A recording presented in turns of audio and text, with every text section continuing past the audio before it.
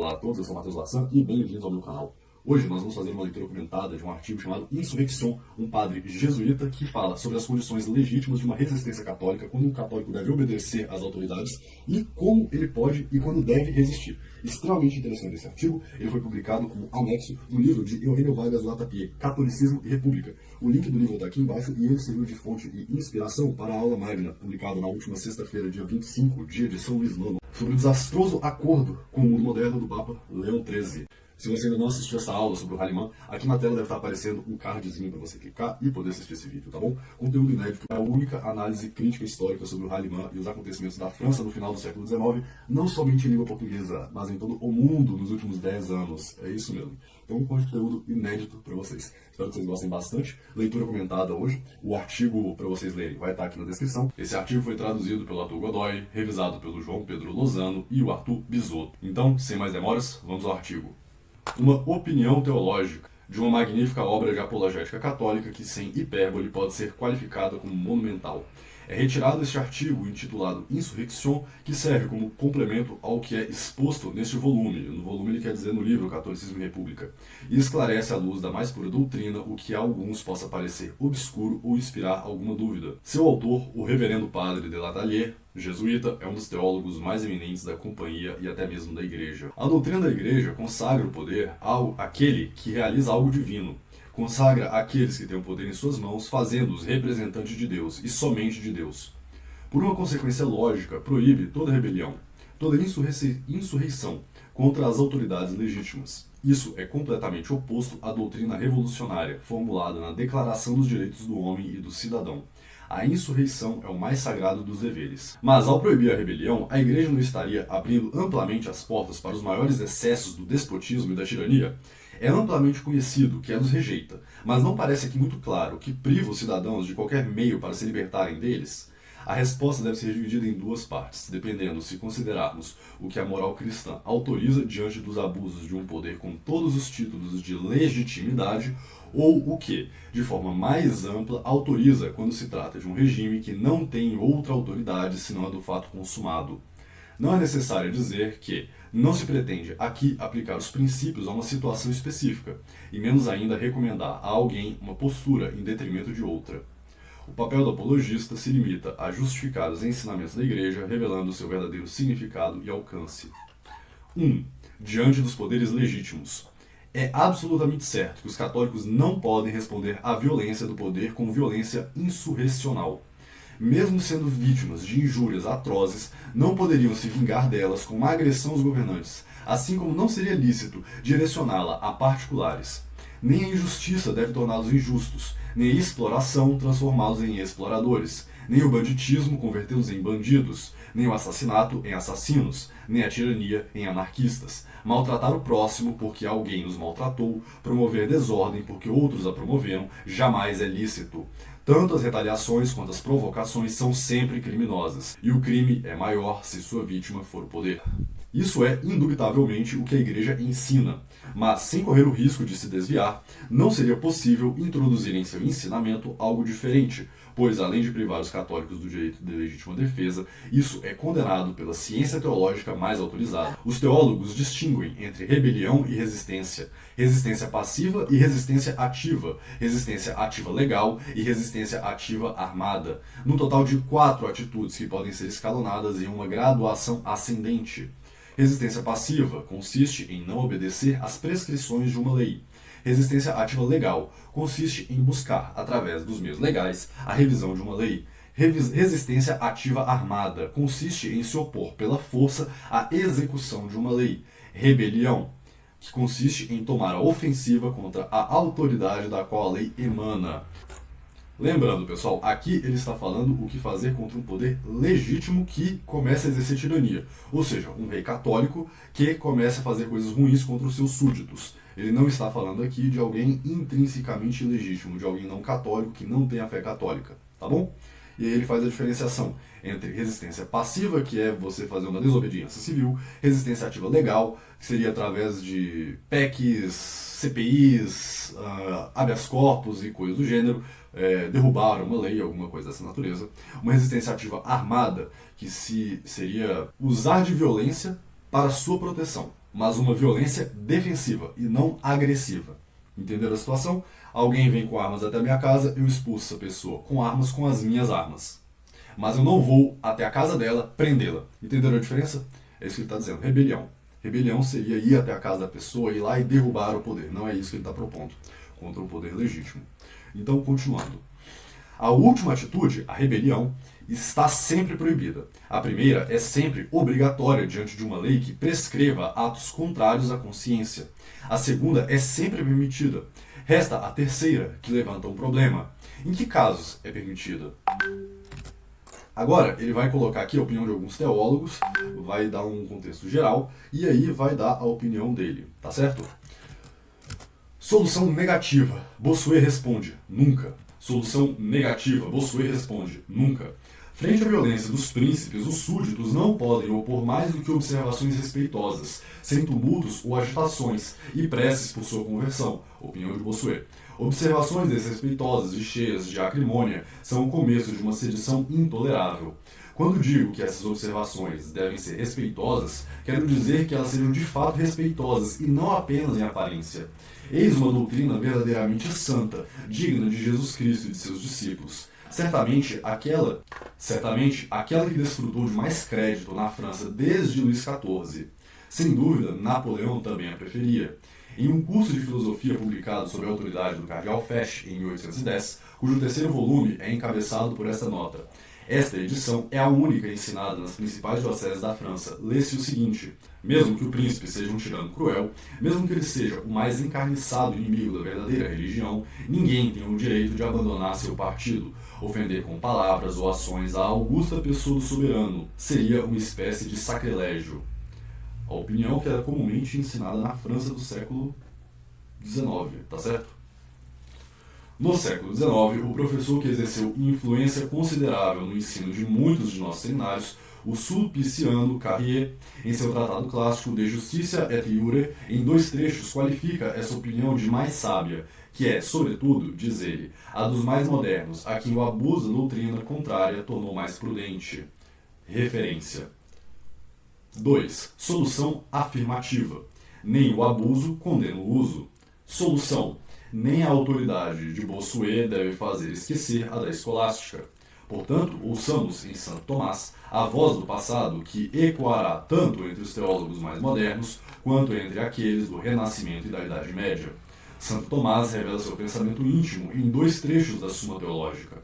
Um deles discutiremos mais adiante, o outro diz o seguinte: o governo tirânico não é justo, uma vez que não está ordenado ao bem público, mas sim ao bem particular do governante, como Aristóteles ensina no livro 3 da Política, capítulo 5, e no livro 8º da Ética, capítulo 10.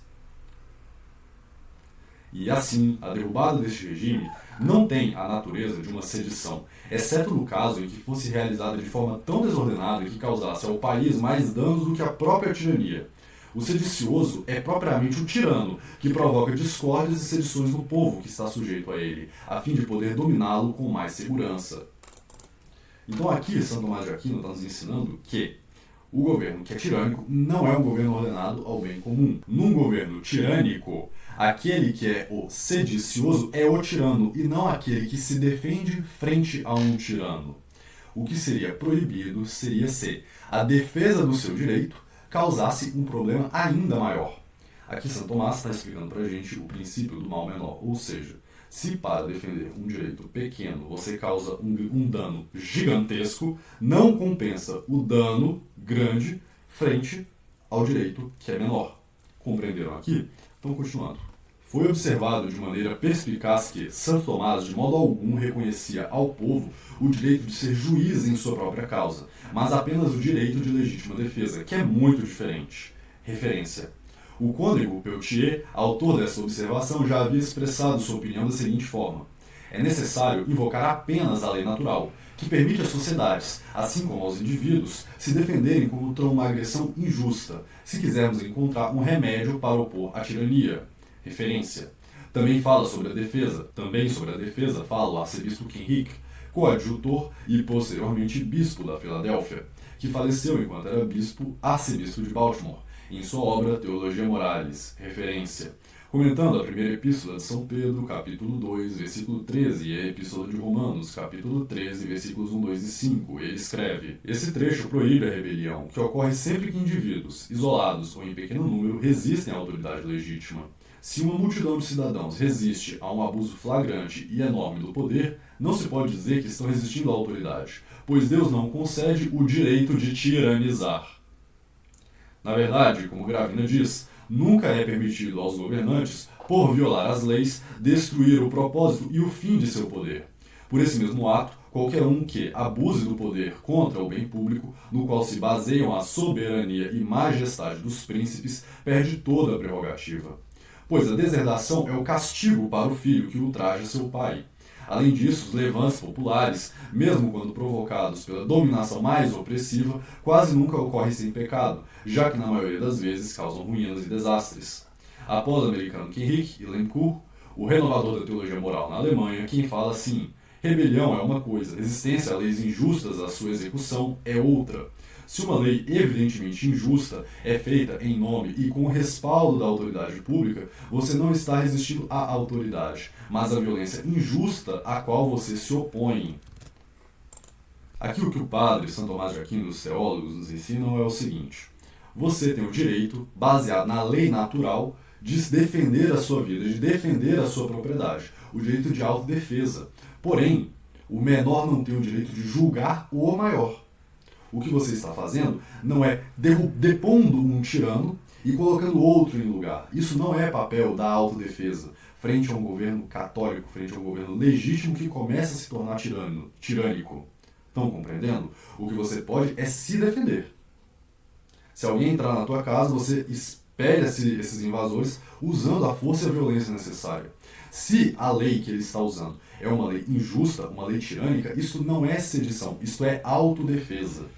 E aí os padres estão diferenciando aqui o que é sedição do que é autodefesa baseada em lei natural. Tá claro isso daí? Vamos continuar. No entanto, quando e como será permitido rejeitar por força uma violência evidentemente injusta exercida em nome e com apoio da autoridade pública, dependerá do sucesso que se possa esperar dela e dos males talvez maiores que a resistência possa trazer para o país. Referência: Nodin, De Preceptis, 1905, número 808, entre os austríacos e entre os franceses, Bouillot, Compendium Theologiae Moralis, 1905, volume 1, número 308, expressam-se em termos quase idênticos. O teólogo belga Génicot invoca a autoridade de São Tomás. Uma coisa é a rebelião, outra é a resistência às leis injustas e à sua execução. Pois, quando aqueles que detêm o poder legítimo exercem uma violência evidentemente injusta, o caso é similar ao de uma violência perpetrada por bandidos. E assim, da mesma forma que é lícito resistir aos bandidos, é permitido em situações semelhantes resistir aos maus governantes, a menos que seja necessário evitar o escândalo ou haja o temor de alguma perturbação grave. Referência: basicamente aqui ele está dizendo que, quando um governo se torna despótico, ele está agindo quase igual, semelhantemente a um bandido, e você tem o direito de se defender de um bandido, portanto pode se defender de um governante que esteja agindo como um bandido. Tá claro isso daí? Tá certo? Continuando. Uma coisa é a rebelião. Uma coisa é a rebelião.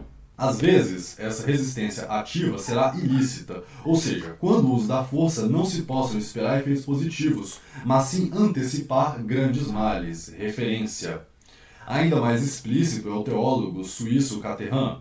É permitido resistir ativamente no próprio ato da agressão a um tirano que, de maneira injusta, tenta causar graves danos aos cidadãos. Observação: trata-se de resistência ativa por meio da força armada. Eles estão dizendo que, se para você se defender, você for causar um grande mal, é preferível que não se defenda. Tá claro? É opinião quase comum entre todos os teólogos que a todo cidadão é permitido resistir ativamente pela força, pelo menos quando se trata de defender sua vida e a integridade de seu corpo. Há um príncipe que tenta causar-lhe um dano evidentemente injusto e grave, impedindo-o de realizar sua vontade. De fato, qualquer um tem o direito de se defender com todas as forças contra qualquer agressor injusto no próprio ato da agressão. Portanto, os cidadãos podem se apoiar mutuamente contra a agressão injusta do rei ou de seus agentes e comprometer-se a isso por meio de um tratado. Para isso, na verdade, eles não precisam ter soberania. Os súditos não julgam nem destituem o soberano, eles apenas se defendem a si mesmos e protegem os seus bens.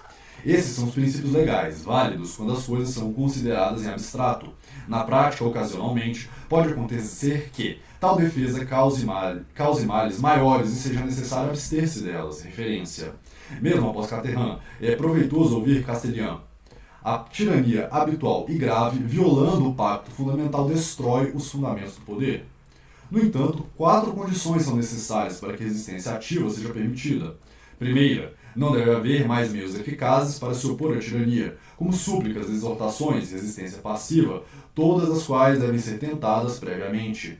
2. Segunda, que na opinião de homens prudentes e honrados, a tirania seja manifesta. Terceira, deve haver razoável probabilidade de sucesso. Quarto, deve ser crível que a queda do tirano não resultar em males maiores. Como Bellarmino, Soares, Balines, Bianchi e a toda a escola do passado afirmam que a resistência ativa é permitida, desde que se cumpram as 4 condições mencionadas, quando o tirano conspira para a ruína do Estado. Referência. No entanto, é Maier quem,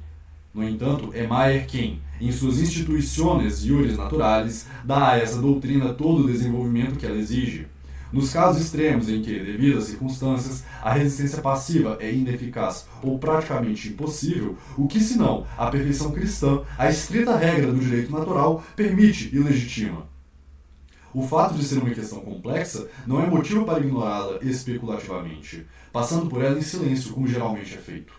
Tendo em mente que as circunstâncias, às vezes, tornam imperativamente necessária qualquer solução prática, sem meios de evitar ou adiar, é preferível tê-la resolvido teoricamente de acordo com os princípios da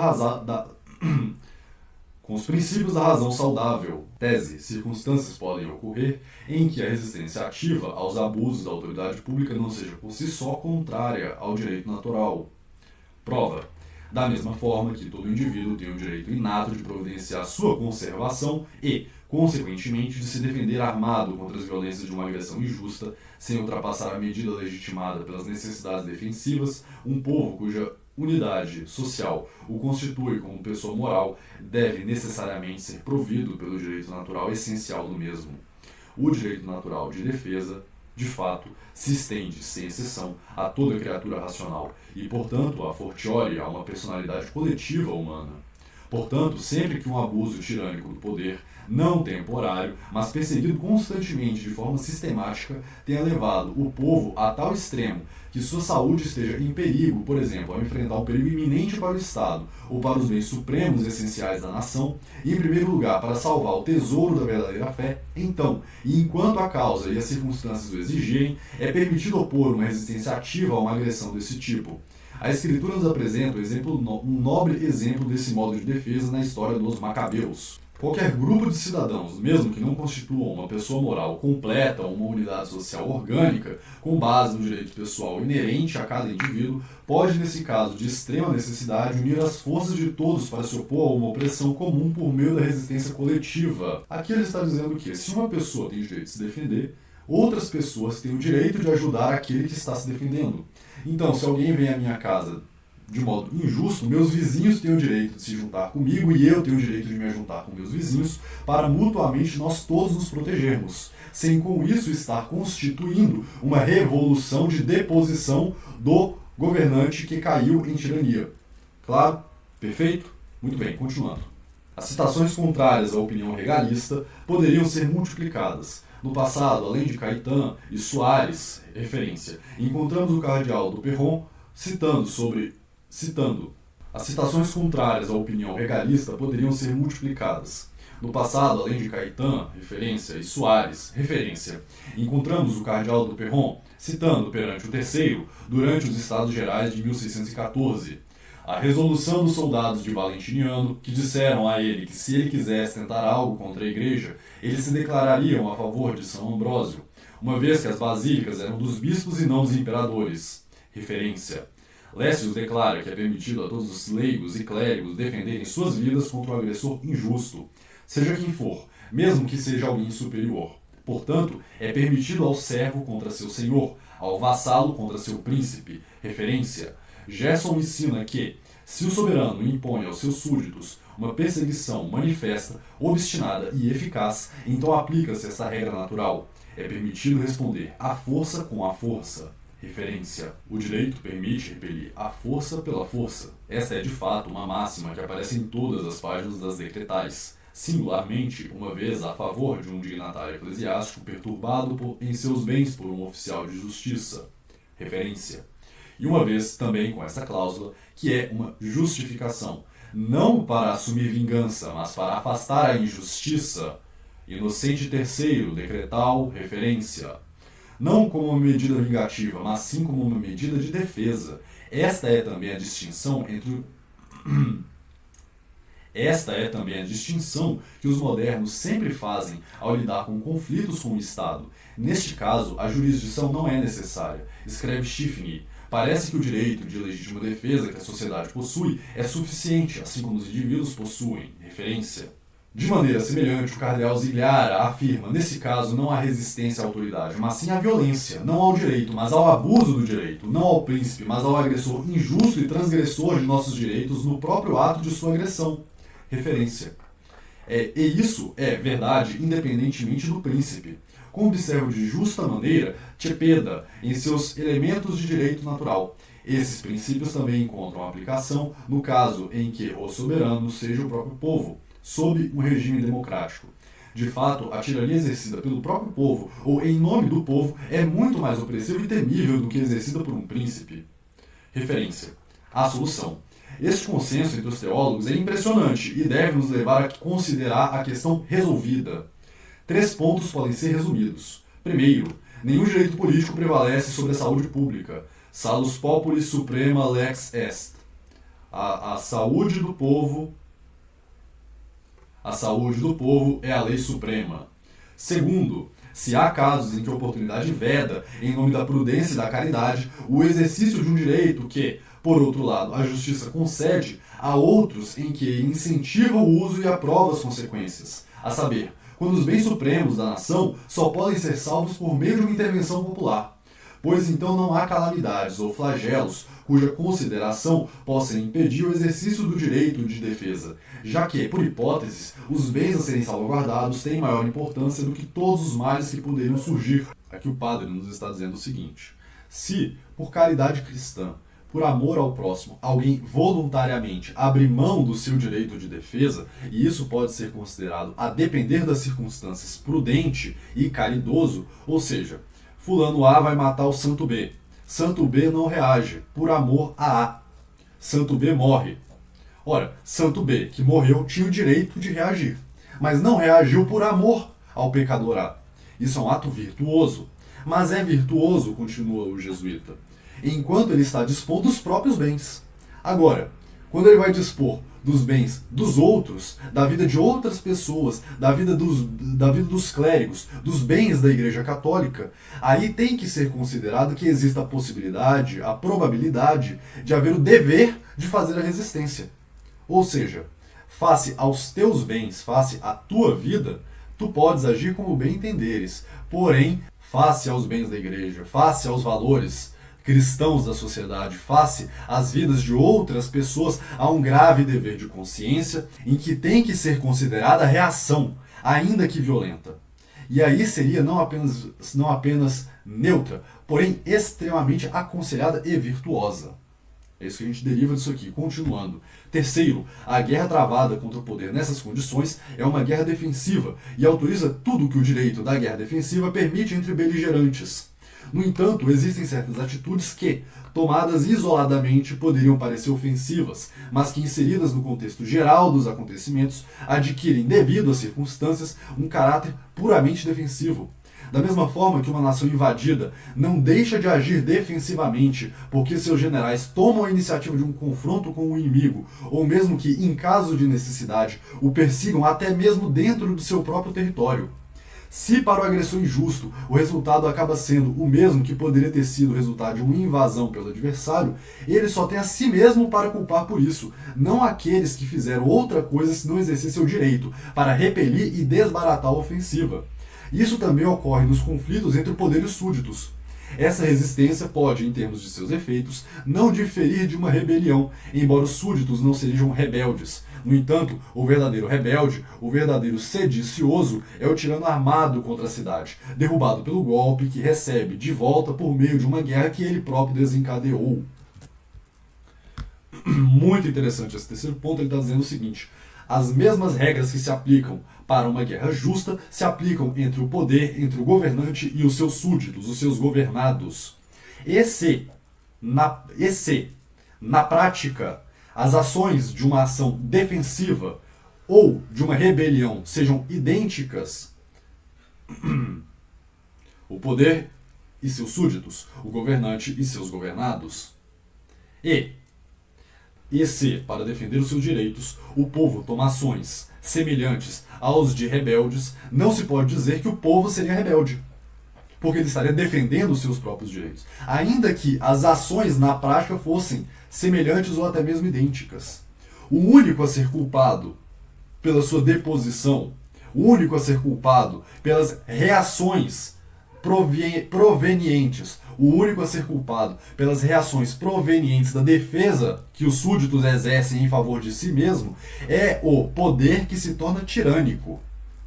Não é o povo que se excedeu na sua defesa. Tá claro? Continuando. A questão da perfeição. Com a questão do direito resolvida, a questão da perfeição, que foi posta de lado até agora para não complicar ainda mais uma discussão já bastante complexa, entra em jogo. Ela surge da seguinte forma: a perfeição cristã desaconselhará o que a lei natural permite? Para os católicos, a paciência não é sempre preferível à resistência? Opinião dos teólogos. Um eminente historiador do direito canônico e teólogo vai nos esclarecer sobre esse ponto. Em sua obra sobre a Igreja Católica e o Estado Cristão, o cardeal Jürgen Höfer destaca a diferença entre os casos em que apenas interesses pessoais e temporais estão em jogo e casos em que o bem-estar da sociedade e da religião está em perigo. Mas alguém pode perguntar: não deveriam os súditos cristãos permitir-se ser mortos em vez de resistir, mesmo que sejam fortes o suficiente para isso? Repetindo. Mas alguém pode perguntar: não deveriam os súditos cristãos permitir-se ser mortos em vez de resistir, mesmo que sejam fortes o suficiente para isso? Isso assume o caráter de uma questão de perfeição cristã, mas não de um dever que se aplica em todas as circunstâncias. Porque o direito natural autoriza a legítima defesa para proteger nossas vidas individuais e não reconhece o dever incondicional de renunciar a ela. Se a religião e a própria vida podem ser salvas simultaneamente, há razão para fazer tudo o que for possível para alcançar isso. O exemplo dos primeiros cristãos não é relevante aqui. A situação deles era diferente da nossa, depois que as autoridades públicas se tornaram sujeitas ao cristianismo. Aqueles que perseguem a igreja em nosso tempo não podem alegar as desculpas que as autoridades pagãs poderiam alegar. Além disso, uma rebelião naquela época teria sido inútil e até mesmo prejudicial ao cristianismo. Existem duas maneiras de defender a religião. A primeira maneira, a maneira de Eleazar, segundo Macabeus, capítulo 6, 18 a 31, através do martírio. Segundo, como Matatias, 1 Macabeus, capítulo 2, versículos 15 a 29, que pegou em armas e se levantou contra a invasão pagã. O que permitiu aos macabeus nos dias do Antigo Testamento, de acordo com a lei natural, também deve ser permitido em circunstâncias. O que permitiu aos macabeus nos dias do Antigo Testamento, de acordo com a lei natural, também deve ser permitido em circunstâncias análogas no Novo Testamento. Aqui está a referência, e lembrando que este aqui é o cardeal Jürgen Höfer, cardeal Jürgen Höfer, antes do Concílio Vaticano II, certo? Continuando, essas linhas do cardeal Jürgen Höfer parecem apenas resumir as páginas em que Bianchi, referência, desenvolveu a mesma tese, enunciada de forma vigorosa. Quando podemos conservar, ao mesmo tempo, nossa religião e nossa vida? Que dúvida pode haver de que estamos naturalmente obrigados a conservar ambas? Ou seja, nem apostasia nem martírio, onde uma vitória pode libertar nossas consciências e de nossos irmãos, E Bianchi cita o cardeal São Roberto Bellarmino, doutor da Igreja Católica, do Romano Pontífice, livro 5º, capítulo 7, Tertia Ratio, que na verdade não fala do direito, mas do dever em questões de resistência. A autoridade das Escrituras. Os três remontam aos Macabeus. Se quisermos especificar o que é permitido aos santos, não será inútil reunir as páginas mais proeminentes desse livro, que não foi revogado pelo Evangelho, mas se antecedeu a eles. Há 150 anos, os hebreus viviam sob a dominação dos Seleucidas, quando a tirania de Antíoco Epifânio colocou em suas mãos as armas para a defesa da fé. Refugiados no deserto onde acreditam estar seguros, Judas e seus seguidores ficam sabendo que 1000 de seus companheiros, pegos em um sábado, acabaram de se deixar ser heroicamente mortos, sem atirar sequer uma pedra. E então disseram uns aos outros: se todos nós nos deixarmos ser mortos como nossos irmãos fizeram, e não lutarmos contra os gentios por nossas vidas e nossas instituições, logo seremos exterminados da face da terra. Portanto, naquele dia tomaram essa resolução: contra quem quer que venha nos atacar em nosso dia de sábado, lutaremos. E Judas disse: lutaremos por nossa vida e por nossa lei. E todos disseram uns aos outros: reúnam os destroços de nosso povo e lutemos pelo nosso povo e pelo nosso templo. Eles lançaram um grito alto ao céu, dizendo: nosso templo foi pisoteado e profanado, e nossos sacerdotes estão humilhados e de luto. Judas lhes disse: preparem-se e estejam prontos para lutar amanhã de manhã contra aqueles gentios reunidos para nos destruir, a nós e ao nosso templo. Pois é melhor morrer com as armas na mão do que ver os males do nosso povo e a profanação de nosso templo. Seja feita a vontade dos céus. E eles entraram em combate, e aquele dia foi um grande dia de salvação para Israel.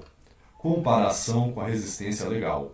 É importante observar também que, se os princípios da longanimidade evangélica fossem de aplicação universal e incondicional, eles desaconselhariam tanto a resistência legal, judicial ou similar, quanto a resistência armada.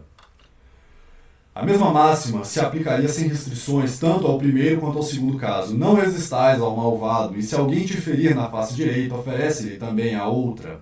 E assim também o repreendimento de São Paulo: já é um defeito haver processos entre vós, porque não sofreis antes a injustiça, porque não permiteis ser roubados. Se é impossível transformar tais conselhos em regras absolutas, mesmo de perfeição, para todos os casos imagináveis, por que nos impedir de colocar as reservas e correções necessárias tanto na defesa armada quanto na reivindicação legal? Ambas as coisas devem ser aplicadas, mantendo as devidas proporções, de acordo com as judiciosas distinções que o cardeal Perrot formulou com muita precisão em uma instrução pastoral escrita em 1880, sobre as circunstâncias em que os católicos têm o direito e o dever de se defender. Se trata de interesses de conflito privado, de questões ou dificuldades puramente pessoais, que não envolvem de forma alguma os princípios da moral, as verdades da religião, a liberdade ou os direitos da Santa Madre Igreja. Não há dúvida de que nessas ocasiões é louvável que o cristão aplique sem reservas os preceitos ou conselhos da Santa Doutrina Evangélica. Portanto, quando se trata apenas de nossas pessoas, dos nossos negócios, dos nossos bens, de nossa própria vida, e se não há uma obrigação de ordem superior que nos force a nos defender, podemos preferir o silêncio à palavra, a submissão à resistência, a paixão à ação. Mas a verdadeira noção de virtude seria deturpada se o motivo determinante desse comportamento fosse uma pusilanimidade fraca e falta de coragem, em vez da imitação sobrenatural e corajosa da paciência, da doçura e da caridade do Filho de Deus. A partir desses preceitos, conselhos e exemplos devem deduzir que os discípulos de Jesus Cristo nunca têm permissão para se defender, que seu único dever é permanecer em silêncio e se submeter sem dizer uma palavra para rejeitar a calúnia, sem fazer qualquer esforço para reivindicar seus direitos. Nada disso.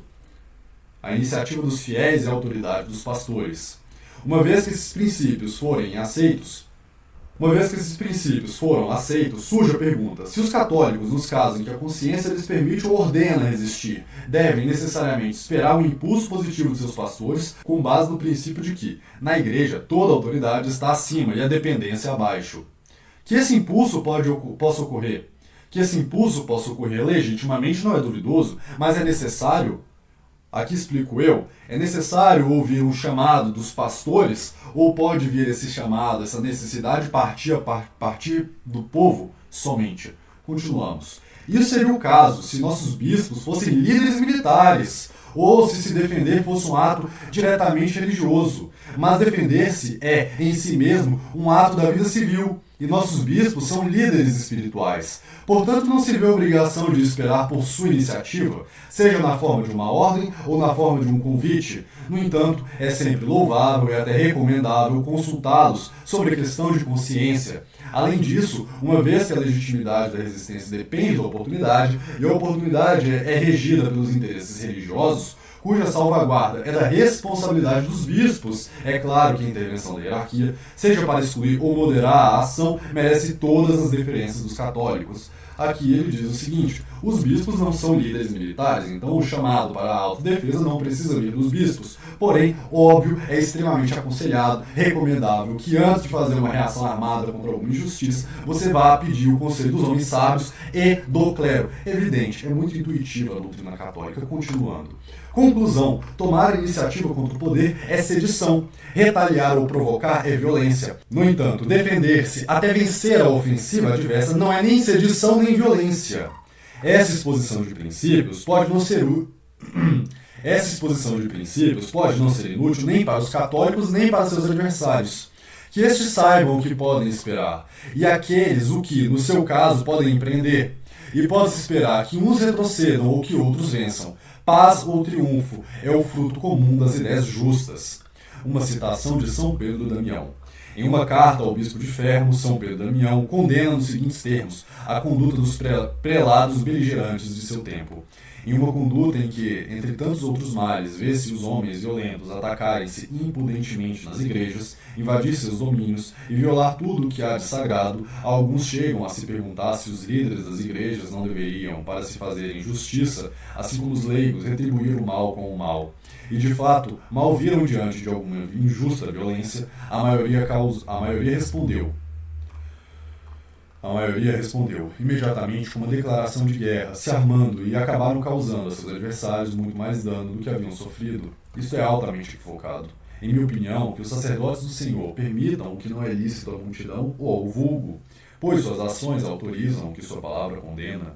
O que há, de fato, mais contrário à lei cristã do que essa troca de violências? Para que servem tantas máximas das sagradas escrituras? O que acontece com aquelas palavras do Senhor, se alguém tirar o que é teu, não peças de volta? Se não temos nem mesmo o direito de recuperar o que nos foi roubado, como poderíamos vingar o roubo por vias de fato? Objetar-se-á que o Papa Leão IX frequentemente se lançou em expedições militares e, no entanto, foi canonizado? Então eu direi o que penso. Se São Pedro é o príncipe dos apóstolos, não é por ter negado a Cristo. E se Davi foi profeta, não é por ter sido adúltero. Bossuet, em sua Defensio Clero Gallicani, livro 2, capítulo 8, não deixou de mencionar esse documento, que a propósito é uma questão difícil para os teólogos, porque o santo parece deduzir conclusões nitidamente galicanas de seus princípios. Aqui, para explicar mais ou menos o que aconteceu, São Pedro Damião escreveu uma carta dizendo: ora, mas por que os católicos estão se defendendo? Será que não é melhor dar outra face, deixar roubar, deixar levar a capa e os demais bens? Aí Bossuet escreve o seguinte: se São Pedro é o príncipe dos apóstolos, não é porque ele negou. Se Davi é santo, não é porque ele adulterou. Ou seja, quem é santo pelos seus acertos e não pelos seus erros. Essa aí é a opinião de Bossuet no seu livro, tá bom? Então, continuando aqui para a gente já caminhar para a conclusão. Assim, Barônio não hesitou em escrever que a carta ao bispo de Fermo está em plena oposição aos dogmas católicos. Referência. Outros mais benevolentes, como Beneditino Constantino Caetano, referência, preferem enxergar ali apenas exagerações retóricas e avaliações simples de fato sem pretensão doutrinal. Quanto ao ponto em questão, não se poderia pensar que o santo se referia mais às represálias do que à resistência a uma agressão injusta. Ele menciona, de fato, o que não é lícito nem mesmo aos leigos. Fala em fazer justiça, retribuir o mal com o mal, vingar a injúria recebida. Expressões todas que pressupõem uma medida vindicativa, ad sumedam vindictam, e não uma medida simplesmente defensiva, ad iuriam propulsandam. Quanto à brincadeira relativa a São Leão IX, se não a ignorarmos, ela nos autorizaria a dizer que São Pedro Damião é doutor da Igreja, não é precisamente por causa desta página. Então, reforçando, tá bom? Ele está mostrando assim que usam frequentemente essa carta de São Pedro Damião aí como argumento para a passividade total do rebanho católico, e ele apresentou fortes e muitas objeções a essa carta. Beleza? Concluindo. Beleza? Pessoal, tudo que a gente viu até aqui, ele está se referindo aos governantes católicos que se tornaram tiranos, ou seja, governos legítimos com atos injustos. Agora nós vamos ver o que é que ele diz sobre os governos ilegítimos, sobre os governos intrinsecamente maus, aos governos do anticristo, tá bom? Continuemos. A Igreja prega a subordinação aos poderes estabelecidos, ainda que desprovidos dessa legitimidade, a qual distingue entre os governos de direito dos governos de fato. No entanto, não os coloca no mesmo nível destes. Quando lida com eles, e mesmo quando os reconhece na prática, indicando necessidade de submeter a eles e aceitá-los pelo que são, de modo algum lhes reconhece um título de legitimidade que lhes falta. Essa é a doutrina constante da Sé Apostólica. Essa é a doutrina constante da Sé Apostólica, relembrada durante o pontificado de Leão XIII por uma carta do cardeal secretário do Estado ao bispo de Saint-Flour. Mesmo quando lida com eles, mesmo quando lida com eles e mesmo quando se reconhece na prática, indicando a necessidade de se submeter a eles e aceitá-los pelo que são, de modo algum lhes reconhece um título de legitimidade que lhes falta. Essa é a doutrina constante da Sé Apostólica, relembrada durante o pontificado de Leão XIII por uma carta do cardeal secretário de Estado ao bispo de Saint-Flour, datada de 28 de novembro de 1890, na qual, referindo-se à França, especificou que os direitos dos pretendentes, se houvessem direitos, permaneceriam reservados, em quaisquer que fossem as circunstâncias. A Igreja, dizia o cardeal Rampolla, ao reconhecer indiferentemente todos os poderes de fato, monárquicos ou republicanos, não pretende com isso de forma alguma revogar os direitos que possam pertencer a terceiros, como sabiamente declarou Gregório XVI na carta Solicitudo de 7 de agosto de 1831. Eu tô lendo aqui, pessoal, com um pouco até de risada, tá? Porque quem assistiu aí a nossa última aula sabe muito bem o que eu penso do Hahnemann, dessa situação aí que o cardeal Rampolla, esse cardeal aí terrível para a Igreja Católica, e de tudo mais. Mas o que é bem engraçado é que mesmo o Rampolla vai dizer que aquele governo que usurpa o governo legítimo não tira o direito do usurpado. Até o Rampolla sabia disso. O Rampolla sabia que quem é o usurpado não perde o seu direito. Veja que coisa cômica, engraçada para dizer o mínimo, tá bom? Nessa carta Solicitudo, de fato emitida no dia seguinte à Revolução de Julho, Gregório XVI renovava uma Constituição de Clemente V, ratificada por João XXII, Pio VII, VI, IV e Clemente XI, em cujos termos se faz entender que, de uma vez por todas, que no pensamento da Igreja, o reconhecimento oficial daqueles que presidem de alguma forma a coisa pública não implica, confere ou aprova nenhum direito. Ai, nem pode e nem deve acarretar prejuízo algum aos direitos, privilégios ou patronatos dos outros. E que daí não se pode deduzir nenhum argumento de perda ou mudança. Declaramos, decretamos e ordenamos, acrescenta o Papa, que essa condição de salvaguarda dos direitos das partes deve ser considerada como acrescentada às atas desta natureza. Ou seja, repetindo aqui para ficar bem claro, viu, pessoal? Papa Gregório XVI, certo? Repetindo o ensinamento perene da Igreja Católica.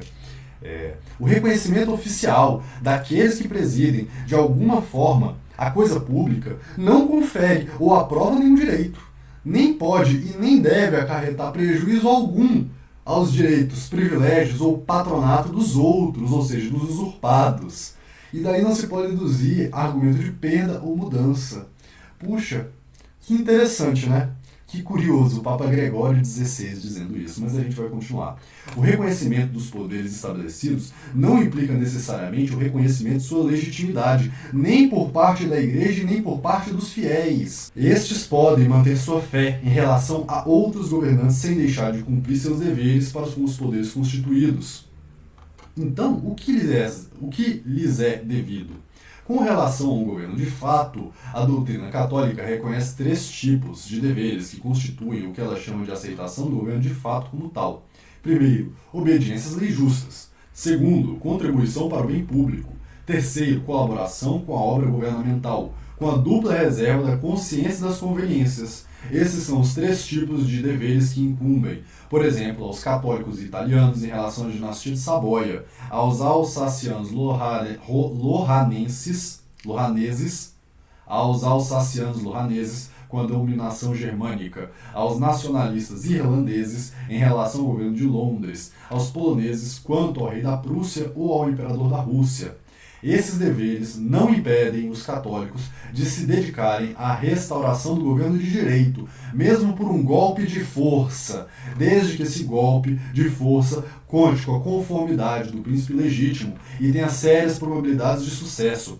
Com muito mais razão, eles são compatíveis com o exercício dos meios legais. Aqui, pessoal, ele está dizendo o seguinte: caríssimos, aqui o que a gente tem que entender é o seguinte: diante de um governo ilegítimo, você tem que trabalhar a obediência mínima para manter a mínima paz social, o mínimo bem-estar social, certo? E isto não tira o direito de trabalhar em segredo ou abertamente para a restauração do governante legítimo, ainda que pela força. Ou seja, antes de fazer a contra-revolução, você tem que tentar manter a boa paz social. Certo? Você não pode simplesmente, olha, fulano é ilegítimo, então eu vou lá e mato ele. Aí eu vou jogar o país num caos. Isso não pode acontecer, isso é contra a doutrina católica, vocês estão entendendo? Agora, se você vai tirar uma pessoa má, para colocar uma pessoa ilegítima, para colocar o príncipe legítimo, você pode usar da força. Isso é a doutrina católica, tá certo? Continuando. Eis aqui o ensinamento unânime da escolástica a respeito dos deveres do cidadão para com o governo de fato. Aqui poderiam ser citados todos os teólogos, antigos ou modernos, que trataram da questão clássica do soberano usurpador, tirando-os em título. Isto basta para compreender o sentido da frase de alcance universal escrita por Leão XIII na encíclica Intergravíssimas. Quando em uma sociedade existia um poder constituído e em funções, o interesse comum está ligado a esse poder, e por essa razão deve ser aceito tal como é. Essa regra deve ser entendida à luz das explicações que a antecedem, da mesma forma que as interpretações de um texto legal ou jurisprudencial, o conhecimento jurídico não é supérfluo. Há certos ensinamentos pontifícios que exigem ser tratados à luz dos princípios teológicos, em que se inspiram, e da doutrina tradicional que os enquadra. Quer-se, além disso, um testemunho incontestável do significado que o próprio Leão XIII concedeu às suas Além disso, um testemunho incontestável do significado que o próprio Leão XIII concedeu às suas próprias palavras pode-se tomar no comentário quase oficial, escrito, pode-se dizer, ditado pelo Papa por seu historiógrafo, Monsignor T. Cerclet, falando que dos princípios que regem a aceitação de um governo de fato, ele diz: os governos são livres para julgar que o governo republicano é em si mesmo ilegítimo e que as regras da transmissão do poder estão apenas suspensas. O Papa lhes reconhece formalmente o direito de julgar que a monarquia é a forma de governo que mais convém à França. Não há dúvida de que, em virtude desses princípios, os monarquistas teriam o direito de provocar legalmente uma mudança de governo, seja pela revisão da Constituição, seja de outra maneira. Ainda mais, supondo que os títulos deste ou daquele pretendente à monarquia não tenham caducado, os teólogos católicos não teriam dificuldade em reconhecer esse direito de fazer valer seus títulos, mesmo pela força, e permitir que seus apoiadores o ajudem. Porém, com uma condição: há de que haja uma esperança fundamentada de que a tentativa não venha a causar prejuízo ao verdadeiro bem do país. Referência, tá? Já estamos concluindo aqui, pessoal. Mas veja só, mesmo Leão XIII, na questão do Hahnemann, reconhece o que está sendo dito aqui. É impressionante, tá bom? Concluindo, se me permite acrescentar que entender de outro modo os deveres do cidadão com o governo de fato é identificá-los. Se me permite acrescentar que entender de outro modo os deveres do cidadão para com o governo de fato e identificá-los com aqueles que lhes competem em relação ao governo legítimo seria equiparar o fato e o direito. E equiparar o fato e o direito contrariaria as proposições 59, 60 e 61 dos sílabos, estabelecendo como premissa que o fato constitui o direito. Muito interessante, né, pessoal? Vamos ler o que o sílabus diz. Lembrando, isso aqui são afirmações condenadas, ou seja, o que está escrito é herético, é errado, não pode ser dito pelo católico. O contrário é verdadeiro, tudo certo? Então vamos lá. O direito firma-se no fato material. Todos os deveres do homem são palavras vãs, e todas as ações humanas têm força de direito. Condenado. Sílabus número 60. Número 60. A autoridade não é mais do que a soma do número e das forças materiais. Olha só que coisa, né? 61. Uma injustiça de fato, coroada de bom êxito, em nada prejudica a santidade do direito. Puxa vida! Puxa vida, então quer dizer que você não se torna legítimo só por chegar lá e começar a mandar em todo mundo? Não, você não se torna legítimo. E se você acha isso, se você está dizendo que está condenado aqui nos sílabos, reveja seus conceitos, tá bom? Isso aqui é a doutrina católica da sua santidade, Papa Pio IX. Beleza? Vamos concluir aqui para a gente terminar aqui esse maravilhoso artigo contra os coercitivistas, tá bom? Para que nada seja omitido, é necessário também observar que mesmo o governo mais legítimo perderá sua autoridade se tornar um inimigo público, se em vez de buscar o bem comum, se voltar contra ele, utilizando sua autoridade para destruir o poder que lhe foi concedido para construir. Caríssimos, eu não tenho mais nada a acrescentar, eu sou um mero repetidor dos ensinamentos da igreja, do magistério, dos padres e dos teólogos, tá bom? Se alguém acha alguma coisa e quiser conversar comigo, deixe seus comentários aqui embaixo. Na descrição tem o meu número de WhatsApp para a gente poder conversar. Se você puder fazer uma contribuição com o canal, nossas carteiras de criptomoeda, nosso Pix está aqui embaixo. E, por favor, se inscreva no canal, deixa um like e comenta, compartilha com seus amigos. Beleza? Viva Cristo Rei, viva Dom Miguel, viva a restauração. Tchau!